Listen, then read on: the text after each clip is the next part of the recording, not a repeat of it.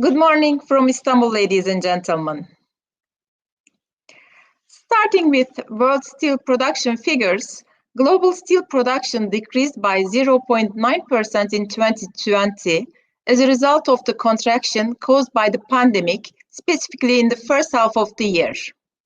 Among the 10 largest producers, only China, Russia, Turkey, and Iran have recorded an increase in crude steel production, while the others recorded a decline, as you already know.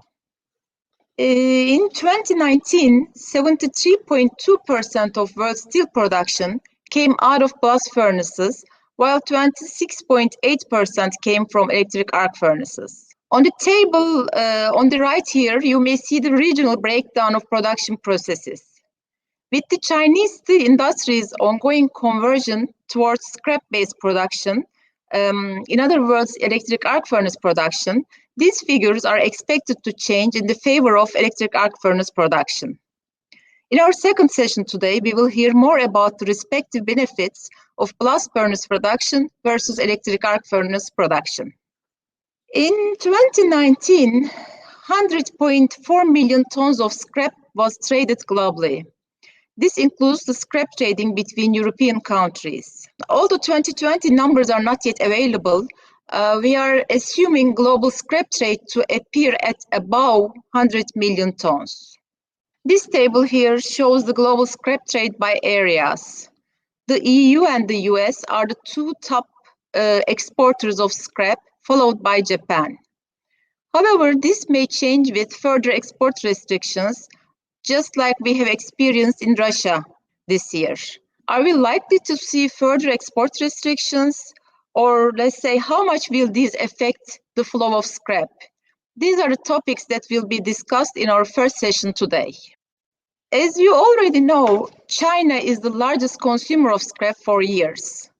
Although it has increased production by 5.2% in 2020, its scrap consumption has decreased.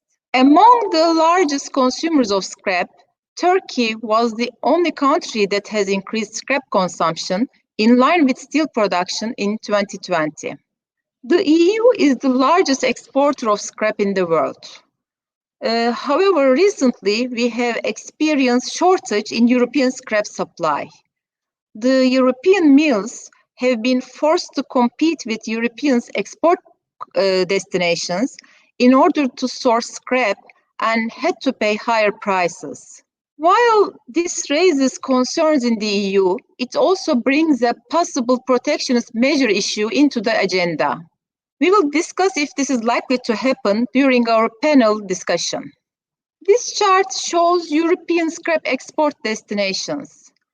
Although it covers 2019 data, destinations and their share in European exports are expected to appear very much the same. These two maps show major exporters' export destinations and confirm the extent of Turkey's influence on scrap pricing in the global market. Japanese ferrous scrap exports jumped 22.6% in 2020 to 9.39 million tons.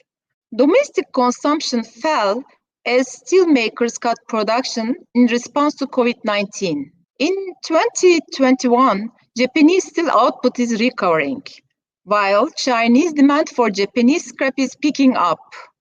This could leave Asian scrap markets very tight this year. Coming to major scrap importers, we see a significant increase in Turkey's scrap imports in 2020, while all others have recorded a decline. This increase is the reflection of higher steel production and lower domestic scrap generation in Turkey. Domestic scrap's share fell to 23% in 2020 from 32.6% in 2019. We will discuss how this table is expected to change in 2021.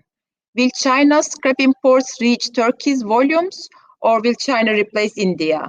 You will hear a lot about the expectations of our experts today. This map shows Turkey's scrap imports by origin in 2020. Turkey imported 22.4 million tons of scrap in 2020. And this is India's scrap imports by origin, just for your reference. As China is in the global seaborne scrap market now, I'd like to share some brief information about Chinese scrap market. China has been mainly scrap importer in the past 20 years and banned scrap imports as of 2019 until this year. In 2009, China imported 13.7 million tons of scrap.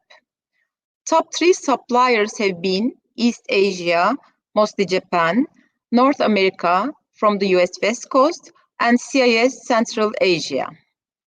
China's scrap use is expected to increase steadily in the coming years to approach 300 million tons in 2025, in line with the increase in electric arc furnace production, which is expected to reach 170 million tons in 2025 from 94 million tons in 2020.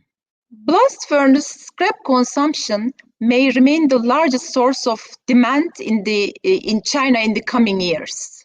Growth in demand, however, will be driven by growing electric arc furnace capacity and utilization. How much will China's entrance affect global scrap pricing? Today, we will hear what our experts have to say about this.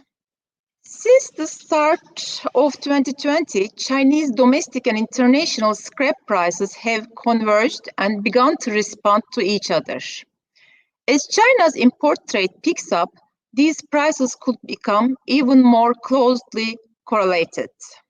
Before getting started at the conference, I'd like to show how scrap prices trended since October 2020. In January, they have reached their highest since 2012 and fell again. However, since the second week of February, we are facing another series of price increases. And lastly, I want to share some recent developments in the global scrap market, mostly about protectionist measures, which will be discussed in details today.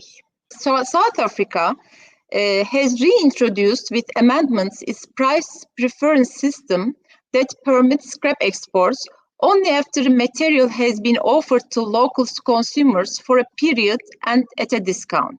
China's return to the seaborne scrap market is expected to carry scrap prices to new higher levels. UAE's scrap export ban has expired in January, but this is not anticipated to impact scrap prices much as the UAE continued exporting to India and Pakistan even during the ban.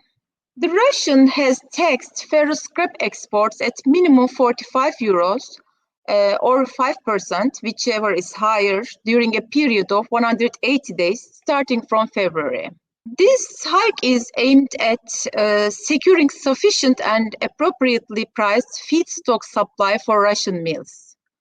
However, according to the Ministry of Industry and Trade, Russian authorities may tighten restrictions on the export of ferrous scrap after monitoring the impact of the latest measures implemented in February. And lastly, the freight rates. There is a sharp increase in freight rates and container shortage.